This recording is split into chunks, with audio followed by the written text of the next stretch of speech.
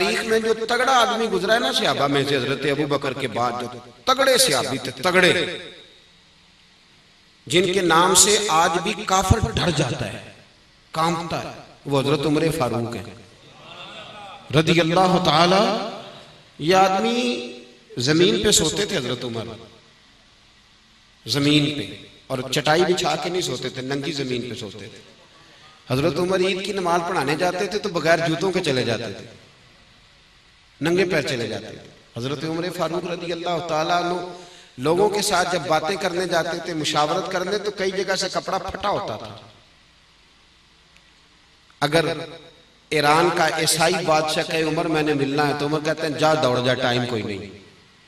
लेकिन मदीने का एक मलंग गरीब आके कहे उमर थोड़ी बात तो सुनो, तो उमर घुटनों के बल बैठ जाया करते थे। फरमाते थे मेरे रसूलुल्लाह का नौकर है। इतना बड़ा आदमी जिसको देख के शैतान रास्ता बदल जाए। हुजूर फरमाया मेरे बाद को नबी होता तो खत्ताब का बेटा उमर होता। लेकिन उस उमर को पता था कि अहले बैत की मोहब्बत ईमान का, तो जनाब उमर ने वो रंग दिखाया लोगों को। वो रंग हजरत उमर ने, हजरत उमर अंदर बैठे और जनाब उमर का हाल ये था कि उनकी बीवी कहती उमर जब घर में होता था ना, तो सारे मोहल्ले को पता होता था कि उमर घर में है, इसलिए कि कुछ सांस भी ऊंचा नहीं लेता था। और जब उमर मस्जिद में होते थे तब भी पता होता था मस्जिद में हैं, और जब नहीं होते थे तब भी पता होता था कि मस्जिद में, इसलिए कि मस्जिद में भी कोई अल्लाह का जिक्र भी करता था तो उमर का चेहरा देख के ही करता था, कैसे चलना है। हजरत उमर का जाहो जलाल।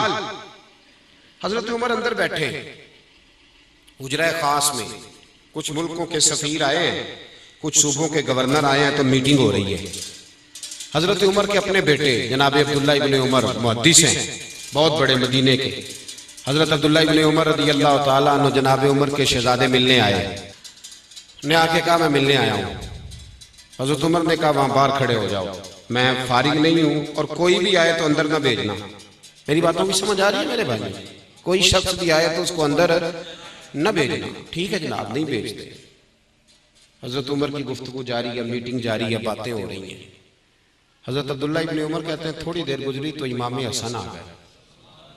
तेरी नस्ल पाक में है बच्चा बच्चा नूर का, तू है ऐने नूर तेरा सब घराना नूर का। इमाम हसन आ गए।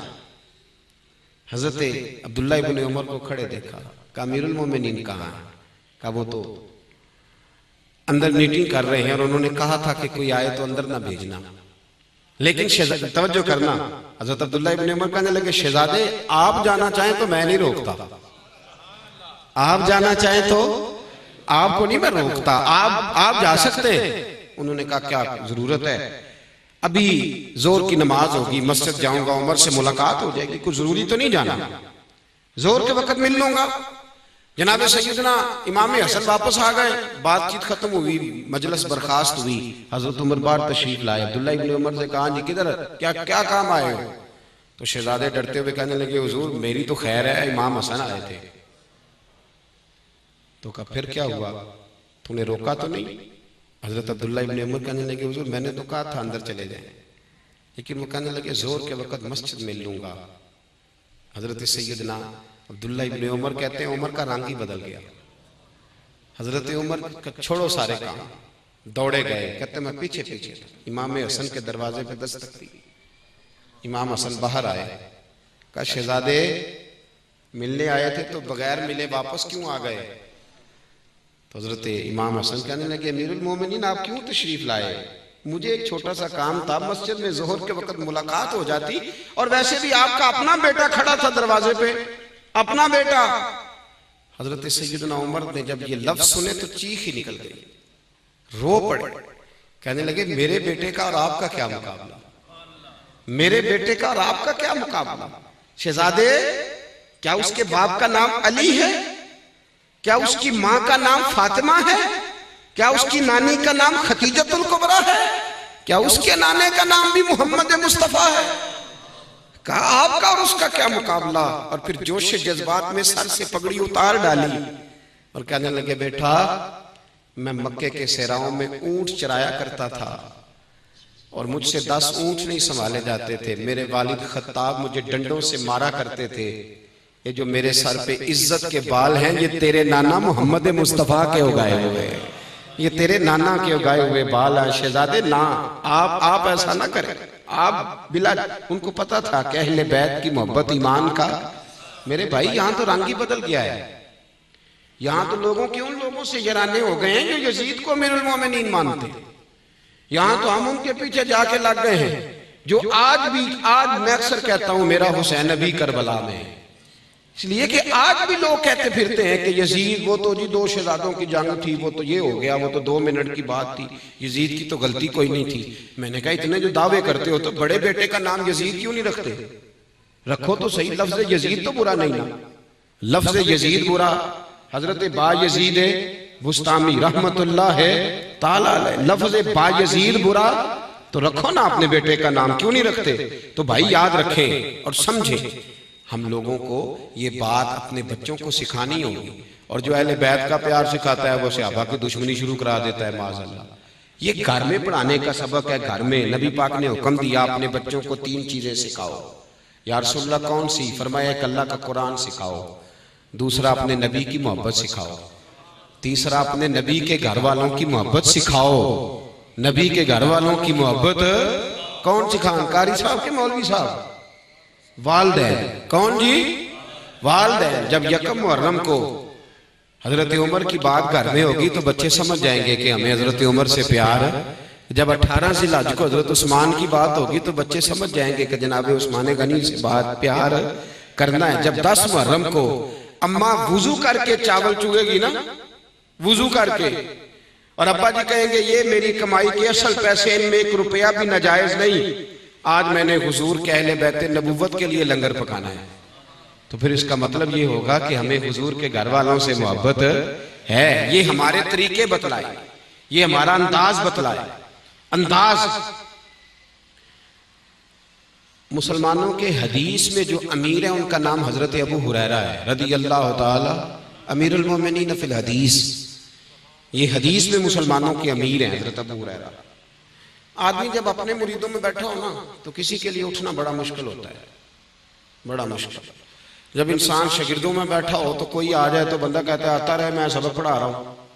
हजरत अबू हुरैरा 4000 से ज्यादा हदीसें थी उनके सीने में, और इस शख्स का कमाल यह था कि मेरे रसूल पाक ने अपने सीने का फैज इन्हें अता फरमाया। एक पंड बन के, गठड़ी से मजा नहीं आता, एक पंड बन के नबी पाक ने इन्होंने हाफजा अता फरमाया। पूरी एक गठड़ी, पूरी पंड, इतना बड़ा आदमी हजरत अबू हुरैरा। जिंदगी वक्फ कर दी नबी पाक के नाम, शादी नहीं की। एक दिन हजरत अबू हुरैरा बैठे थे यूं सहाबा में और लोग हदीसें सुन रहे थे। किसी ने पूछा था हजरत अबू हुरैरा से आपके गिर्द रश क्यों रहता है? तो आप फरमाते इसलिए कि मैं ना अब्बे की बात सुनाता हूँ ना दादे की, मैं जब भी सुनाता हूँ रसूल पाक की बात सुनाता हूँ सल्लल्लाहु अलैहि। मैं बुलबुले खुश लहजाए गुलजारे नबी हूँ, मीठी मेरी बातें हैं क्योंकि नमक खारे नबी हूँ। तो मैं चूंकि हुजूर की सुनाता हूं तो मेरी बात बन गई है तेरी बात करते करते। हजरत अबू हुरैरा हदीसें सुना रहे थे तो मजमा था सहाबा का। अब मेरी तवज्जो है कि वहां से कौन आ रहा है कौन नहीं आ रहा, आपकी नहीं है। पीछे से कौन आ रहा है चूंकि आपका ख्याल मेरी जानिब। हजरत अबू हुरैरा इस तरह बैठे थे, सामने सहाबा थे, बातें हो रही थी, हदीसें पाक बयान हो रही थी। इमाम हुसैन रदी अल्लाह ताला, मदीना मुनव्वरा में ना ताजी ताजी ठंडी बारिश हुई थी, ठंडी हवाएं मदीना चूम के गुजरी थी। इमाम हुसैन घोड़े से नीचे उतरे तो छोटा सा गड़ा था, छोटा सा, उसमें पानी खड़ा था। इमाम हुसैन ने पैर जब जमीन पे रखा ना तो गड़े में पानी था, तो वो कीचड़ जो मिट्टी थी वो इमाम साहब का पैर चूमने लगे, पैरों को मिट्टी लग गई। अब बाकी सहाबा नहीं देख रहे क्योंकि वो सामने बैठे। हजरत अबू हुरैरा देख रहे थे क्योंकि उनकी तवज्जो इधर थी। जनाब अबू हुरैरा जल्दी से उठे, उठ के आगे गए और इमाम हुसैन रदी अल्लाह ताला अन्हु के पैरों में झुक गए, अपनी पगड़ी को उतारा और इमाम हुसैन का पैर साफ करना शुरू कर दिया। जब इमाम साहब के पैर को उन्होंने हाथ लगाया तो इमाम साहब ने कदम पीछे खींचा, कहा हुजूर आपकी दाढ़ी सफेद है, मेरी काली है, आप बुजुर्ग हैं, मैं जवान हूं, ये आप क्या कर रहे हैं, ऐसा ना करें। हजरत अबू हुरैरा ने जोर से पैर पकड़ा, आंखों में आंसू, पैर साफ कर रहे। कहते हैं जनाब मैं आपके काले बाल नहीं देख रहा, मैं तो आपकी रगों में वो खून देख रहा हूं जो मेरे मोहम्मद अरबी का खून है। मैं रसूलुल्लाह सल्लल्लाहु अलैहि वसल्लम के खून का रंग देख रहा हूँ। कहा हुजूर मैं तो उस निस्बत की बुनियाद पर ये खिदमत कर रहा हूँ। भाइयों, सहाबा के दिलों में कूट कूट कर अहले बैत का प्यार था। उनके दिलों के अंदर ये बाग खिला हुआ था सहाबा किराम की, अहले बैत की उल्फत का। और बाद में जो अहले बैत की उल्फत वाले लोग थे ना, इमाम हुसैन से मैदान करबला में जिस गुलाम ने सबसे ज्यादा प्यार किया वो हुर बिन यजीद है जी। हुर बिन ये यजीदी फौज की जानिब से शुरू में आए थे, इन्होंने रोका था इमाम साहब को करबला में। बाद में शिमर से इब्ने ज़ियाद से कहने लगे तुमने तो कहा था सिर्फ रोकना है, बातचीत करनी है, तुम तो कत्ल कर रहे हो ये नबी पाक के खानदान ने। कहा नहीं, हम कत्ल ही करेंगे। तो होर छोड़ के ना यजीदी फौज जब निकलने लगे ना, कहने लगे फिर मैं हुसैन के कत्ल में शरीक नहीं हो सकता। ये यजीदी फौज छोड़ के जब निकलने लगे तो पीछे से शिमर कहने लगा कि तुझे एक पूरे सूबे की गवर्नरी मिलेगी। तो इन्होंने एड़ी लगाई, घोड़े को दौड़ाया, कहने लगे मुझे सूबे की गवर्नरी नहीं चाहिए, मैं उधर जा रहा हूं जिधर जन्नती जवानों का सरदार खड़ा है, जिधर जन्नती जवानों का, उधर जा रहा हूं मैं, वहां से मुझे वो जो मुझे खुशबू आ रही है वो ज्यादा अजीज है, मुझे उधर जाने दो। आ गए। मेरा ख्याल ये था कि उनको चाहिए ये था कि वह अहले बैत से चूंकि प्यार बड़ा था तो कहते हुजूर एक देख दा लंगर मेरे लो भी रख लो, मैं आ गया उधर चढ़ के। ये काम किया था उन्होंने। ये अहले बैत की मोहब्बत थी कि लो जनाब इस दफा जो आप मुहर्रम शरीफ में महफिल करेंगे उस पर टेंट का खर्चा मेरा। ये मोहब्बत अहले बैत थी। ये मोहब्बत ये थी कि यजीद को जो उन्हें एक गवर्नरी, पूरी गवर्नरी का लालच दे रहा था, जब वो अहले बैत नबुव्वत की खिदमत में हाजिर हुए तो फिर उन्होंने मुकाबला किया यजीदी फौज का, फिर उस फौज को काटा और वो शहीद हुए। उनका मज़ार है आज भी करबला में, उनका मज़ार है। उन्होंने काटा, जान दी। ओ भाई, शराबी कबाबी बदकार की सपोर्ट करना और 10 मुहर्रम में इमाम हुसैन की याद भी मनाना, ना ऐसे नहीं होगा। एक ही घर रहेगा, दुरंगी छोड़ के यक रंग हो जा, सरासर मोम हो जा या संग हो जा। एक बात रहेगी, दो बातें नहीं रह सकती। एक बात इमाम हुसैन का उसवा हसना समझे। उन्होंने मैदान में निकल के ललकारा है। इकबाल कहते हैं निकल कर खानकाहों से अदा कर रस्म शब्बीरी, बाहर निकल मैदान में आ। इमाम हुसैन सबसे बड़े आस्ताने पर मौजूद थे और दुनिया की सबसे बड़ी खानका पे तशरीफ फरमा थे। और इमाम अली मकाम मस्जिद नबवी के इमाम और खतीब थे। उनको चाहिए था मुझे क्या जरूरत है, किसी बेईमान को हुकूमत करता है तो करे, मेरी मस्जिद सही चल रही है, मदरसा सही चल रहा है, दूर दराज से पूरी दुनिया से मदीने लोग हाजिरी देने आ रहे हैं, मुझे क्या लगे। लेकिन उन्होंने ये काम उन्होंने छोड़ा, सारा कुछ छोड़ा, मदीना छोड़ के निकले। नाना तेरे करम के खजीने की खैर हो, मैं जा रहा हूं तेरे मदीने की खैर हो। निकले सारा कुछ छोड़ के और मैदान में निकल के ललकारा, नलकारा और ललकारा उन सब लोगों को जो दीन के खिलाफ निकले थे। भाई सूफिया का यही पैगाम है, यही पैगाम, यही सूफिया का तर्ज जिंदगी है, यही शोहदा है। हजरत शहाबुद्दीन गौरी कहते हैं कि मुझे ख्वाब में स्याह दाढ़ी वाले बुजुर्ग मिले और कहने लगे हिंदुस्तान पे हमला कर, यहाँ हिंदू बड़ा जुल्म कर रहा है मुसलमान पे। कहते मैंने कहा ख्वाब है, मैं सो गया। 1 घंटे के बाद फिर ख्वाब आई, स्याह दाढ़ी वाला शख्स है, कहने लगे हमला कर, मैंने कहा ख्वाब है। तीसरे दिन फिर वो बुजुर्ग मुझे मिले तो कहने लगे तू आता है या तेरा कोई और इलाज करूं। कहते मैंने कहा ये अल्लाह की तरफ से कोई बंदा है जो मुझे पुकार रहा है, घोड़े पे बैठा, फौजें ली, यहाँ के हमला किया। कहते जब मैं लड़ रहा था तो मैंने एक जवान को देखा, उसने सर पे पगड़ी बांधी है, काली जुल्फे, काली दाढ़ी, और हमारी वो हिमायत में लड़ रहा है और सबसे ज्यादा हिंदू उसने कत्ल किए, सबसे ज्यादा मरहटे सिख उसने मारे। और जब जंग खत्म हुई तो एक कच्ची मस्जिद के ऊपर मैंने उसी शख्स को जोर की अजान पढ़ते देखा। कहते मैं दौड़ के गया, वुजू करके जो मैं पहुंचा तो वही शख्स जमात भी कराने लग गया। कहते नमाज पढ़ के मेरी तरफ मुंह किया तो मैंने कहा खुदा के बंदे ये तो वही है जो मुझे ख्वाब में मिला था। और मैंने कहा अल्लाह के बंदे अपना नाम तो बता, कौन है तू। कहने लगे चल छोड़, अल्लाह ने तुझे फतह दे दी, नाम में क्या रखा है। मेरे आला हज़रत फरमाते हैं बेनिशानों का निशान मिटता नहीं, हमारा मिटते मिटते भी नाम हो ही जाएगा। फरमाया तू नाम छोड़, उसने कहा नहीं हुजूर बताएं तो सही, मुझे बुलाया भी, मदद भी की, आप कौन है? तो आप फरमाने लगे फकीर को मोइनुद्दीन अजमेरी कहते हैं। फकीर को मोइनुद्दीन, हम कोई खानका में बैठ के खाली अल्लाह अल्लाह करने वाले नहीं, वक्त आए तो हम बेईमान की आंखों में आंखें डालने की ताकत भी रखते हैं। हजरत गौसे आजम जेलानी रदी अल्लाह ताला अन्हु बगदाद के एक सूबे में एक जालिम हुक्मरान को बादशाह ने गवर्नर बना दिया, जालिम आदमी को। तो हजरत गौसे आजम को खत लिखा किसी ने कि वो फलाना आदमी गवर्नर बन गया। हजरत गौसे आजम ने जुमा पढ़ाते हुए ऐलान किया, फरमाया जुमा खत्म होने से पहले पहले गवर्नर बदल दो, वरना जुमे के बाद मैं खुद बदल दूंगा, मैं खुद बदल। साध मुश्किल दी कुंजी जारो हाथ मर्दां दे आई, ते मर्द नजर करे जिस वेले, मुश्किल रहे ना काई। पर मैं तू बदलता है कि मैं बदल दूं जुमे के बाद? लोग कहते हैं कि गवर्नर ने जुमे से खत्म होने से पहले पहले गवर्नर बदल दिया। मेरे भाई अपने अंदर ईमान की गैरत पैदा करें। ये सूफिया हमें दर्श क्या देते थे, ये दर्श क्या देते थे? मुझे हमारे दोस्त ने हाजी साहब वो फरमाते हैं कि बाबा जी रहमतुल्लाह अलैह के पास कोई शख्स पैसे लेके आता तो फेंक देते, कहते तू भी ले जा, तू भी ले जा, तू भी ले जा। इन लोगों का तो इन दौलतों से वो चक्कर ही नहीं था, ये तो लोगों को गैरत का दर्ज देते थे। ये जिन चीजों की तरफ लोग भाग गए ना, अब ये तो मेरे भाई हमने अपनी रूहानी मौत को दावत देनी शुरू कर दी। तो माल ही माल रह गया है, बाकी बचा क्या है? इतनी कारें पीरों के पास गिनी नहीं जाती, इतने ऊंचे बंगले हैं, लेकिन जितनी फौज मुरीदों की उन दरवेशों के पास होती थी उतनी अब इनके पास कोई नहीं। इसलिए कि जो चीज ये चाहते थे वो इन्हें मिल रही है, नजराने आ रहे हैं, मौजें लगी हुई है, सारे ही ताजुल फुकरा हैं, सारे ही इमामुल औलिया हैं, सबकी परवाज़ी ऊंची है।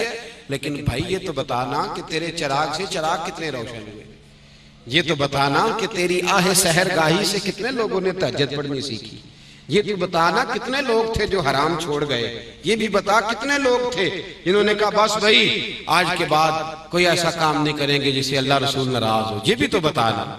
तो मेरे भाई याद रखे, अहले बैत का प्यार ईमान का हिस्सा है, पर अहले बैत से प्यार का मतलब ना 10 मुहर्रम को देग पकाना है, ना कड़े डालना है, ना ढोल बजाना है।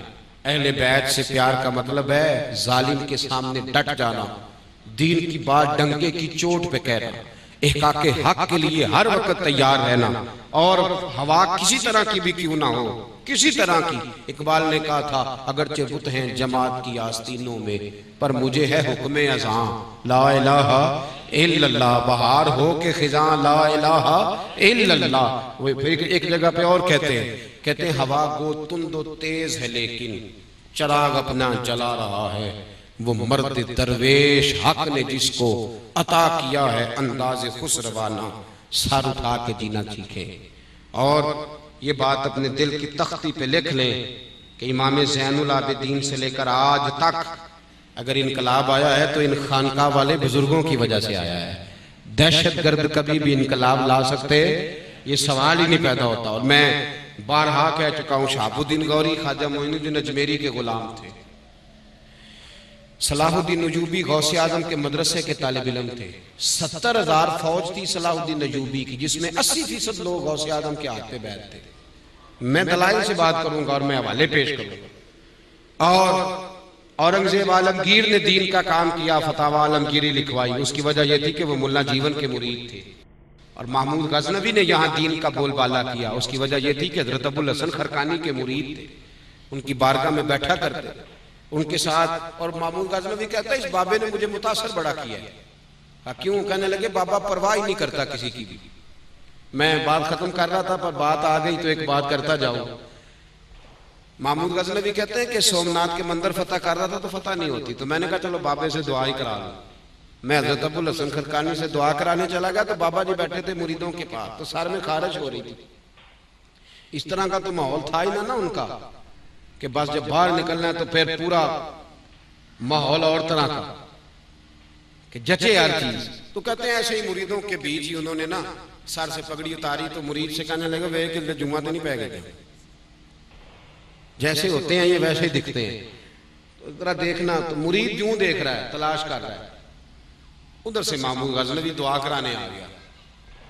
तो अब वो बाबा जी का सर नीचे था, मुरीद यूं तलाश कर रहा था, वो जैसे अंदर दाखिल हुआ ना महमूद गजनवी, तो मुरीद कहने लगा ओए होए, बादशाह जो आ गया, ओए होए।